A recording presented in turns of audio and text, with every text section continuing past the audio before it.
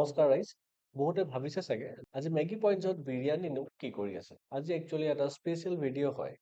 আমি ইউজুৱেলি যেনেকুৱা আমাৰ মেগী পইণ্ট চিৰিজ আমাৰ গৈ আছে তাতে নেকি বহুতখিনি তাতে স্কিমছ অলৰেডি কভাৰ কৰি থৈছো যিবিলাক আপোনালোকৰ এক্সামত প্ৰিপাৰেশ্যনৰ কাৰণে ইয়াতে হেল্পফুল হ'ব। কিন্তু আজি বিৰিয়ানীৰ ফটোটো দিয়া গৈছে কাৰণ আমি কিছুমান ইনফৰমেশ্যন আপোনালোকৰ লগত শ্বেয়াৰ কৰিব বিচাৰোঁ। চ' ফাৰ্ষ্ট থিংটো হৈছে আপোনালোকে এই পোষ্টাৰটো দেখা পাইছে য'ত নেকি লিখা আছে এচিভ ইয়ৰ ACS ড্ৰিম বাই 2025। আপোনালোকে যদি APS বনিব বিচাৰে বা বেলেগ বনিব বিচাৰে তাতো একো আপত্তি নাই। কিন্তু এইটো এটা ফ্ৰী ইনিচিয়েটিভ হয় আৰু এই ফ্ৰী ইনিচিয়েটিভটোত এভৰিডে 10টাকে MCQ আপোনালোকে এক্সপ্ল'ৰ কৰিব পাৰে। এইটো এটা মক টেষ্ট আছে য'ত নেকি 10টাকে কুৱেশ্যনছ থাকিব আৰু ইট ইজ কমপ্লিটলি ফ্ৰী। আৰু ইয়াতে আজিৰ তাৰিখলৈকে যদি আমি চাওঁ তেতিয়াহ'লে 1200কেও অধিক ইয়াতে কুৱেশ্যনছ আছে।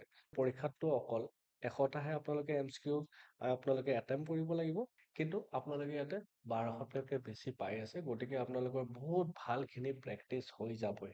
নিশ্চয় আপোনালোকৰ কনফিডেন্স লেভেল বাঢ়ি যাব। গতিকে আমাৰ ৱেবছাইটতে আপোনালোকে পাই যাব, অলপমান স্ক্ৰল কৰিব। Moving on, a fast track course for Assam specific current affairs. চ' অসমৰ ৰিলেটেড যিমান কাৰেণ্ট এফেয়াৰ্ছ আছে গোটেইখিনি আমাৰ এডুকেটাৰসকলে লৈ আনিছে only at the rate of 199। এইটো চাগে আপোনালোকৰ মান্থলি যিটো মোবাইলৰ ৰিচাৰ্জ প্লেন আছে তাতকেও চাগে কম, ৰাইট? চ' ইয়াতে আপোনালোকে অসম ৰিলেটেড গোটেইখিনি কাৰেণ্ট এফেয়াৰ্ছ পাব আৰু current affairs is a very very important part for the prelims exam and Assam specific হয়, গতিকে এইটো ছুপাৰ ডুপাৰ ইম্পৰ্টেণ্ট হৈ যায়। দেন এগেইন মক টেষ্ট দিয়াটো বিৰাট বেছি ইম্পৰ্টেণ্ট। আজিৰ তাৰিখত যদি আমি চাওঁ তেতিয়াহ'লে APSCয়ে নিজৰ ষ্টেণ্ডাৰ্ডটো ডে বাই ডে ইনক্ৰিজ কৰি গৈ আছে ইন টাৰ্মছ অফ কুৱেশ্যনছবিলাকৰ ডিফিকাল্টি লেভেল বাঢ়ি বাঢ়ি গৈ আছে। সেইবাবেই কুহিপাতে লৈ আনিছে এই মক টেষ্ট চিৰিজ, য'ত নেকি আজিৰ তাৰিখত আপডেটেড যেনেকুৱা কাৰেণ্টলি যেনেকুৱা কুৱেশ্যনছবিলাক আহে, পেটাৰ্ণবিলাক যেনেকুৱা আছে, সেই হিচাপে মক টেষ্টবিলাকত আপোনালোকে কুৱেশ্যনছখিনি পাব। চ' ইয়াতে টোটেল 30টা মক টেষ্ট আছে মিনিমাম। মুভিং অন, এটা আছে the compulsory batch, the Assam specific course. প্ৰিলিমছৰ আমি যদি চাওঁ টেণ্টেটিভ চিলেবাছ যিটো দিছে আমাৰ APSCয়ে, তাতে 33টা কুৱেশ্যনছ অহাৰ কথা কৈছে। বাট একজেক্ট 33 নহ'লেও মে বি 35 বা 40 বা লেছ দেন টেনটো হ'ব পাৰে, কিন্তু অসমৰ পৰা কুৱেশ্যনছ নিশ্চয় আহিবই। চ' কিছুমান স্পেচিফিকেলি কাৰেণ্ট এফেয়াৰ্ছৰ পৰা আহিব আৰু কিছুমান আমাৰ ষ্টেটিক পাৰ্টৰ পৰা আহিব, ৰাইট? ষ্টেটিক পাৰ্টৰ পৰা যিখিনি আছে সেইখিনি বহুতে নাজানে, আৰু আপোনালোকে অসমৰ হৈ পেলাই যদি অসমৰ কথা নাজানে, অসমৰ হৈ পেলাই যদি অসমৰ কুৱেশ্যনছ কেইটা যদি ভুলকে যদি আপোনালোকে মাৰ্ক কৰি আহে, তেতিয়াহ'লে আপোনালোকে বহুত বেছি এম্বাৰেছিং ফিল কৰিব, নহয় জানো? So' 1000 rupees only, to be exact 999। এইখিনি যে আপোনালোকে জাষ্ট পে' কৰক এণ্ড দেন আপোনালোকে এই আছাম স্পেচিফিক কোৰ্চটোত লাভ কৰিব, তাতে আপোনালোকে এক্সেছ পাই যাব। তাতে আমি এনচিয়ৰ কৰিম ডেট সেই 33টা কুৱেশ্যনছৰ ভিতৰত আপোনালোকে গোটেইখিনিয়ে কাৰেক্টলি মাৰ্ক কৰি আহে। Moving on, CSAT 66 batch, Nirmal sir আছে, ইমন ছাৰ আছে, আৰু মই ভাবোঁ যে ইহঁত এই দুটা যিটো কম্বিনেশ্যন হয়, এই কম্বিনেশ্যনৰ থ্ৰুৱেদি আপোনালোকৰ CSATৰ পেপাৰ একেবাৰে ইজিলি ক্লিয়াৰ হৈ যাব। So this is available in 1999 rupees only.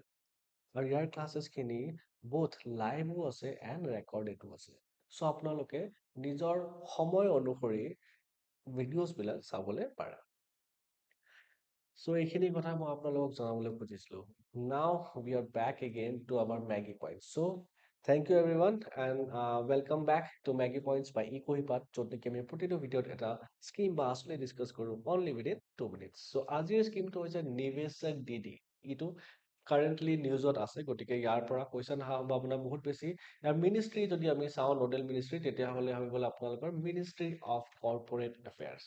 চ' ইয়াৰ যদি আমি মটোটো চাওঁ তেতিয়াহ'লে বাই উইমেন ফৰ উইমেন বুলি কোৱা গৈছে। So' this is very very effective one. Now এই নিৱেশক DDৰ কথা চাওঁ। এবাউটত যদি আমি চাওঁ তেতিয়াহ'লে লিখা আছে ইট ট্ৰেইনছ নিৱেশক DDs। নিৱেশক DD মানে ক'ব গ'লে আমাৰ মহিলাসকল যিবিলাক আমাৰ পোষ্ট অফিচ ইত্যাদিত কাম কৰে বা যিবিলাক কমিউনিটি লিডাৰ্ছ আছে তাহাঁতক ফাইনেন্সিয়েল এডুকেটৰ্ছ হিচাপে বনাবলৈ চেষ্টা কৰিছে।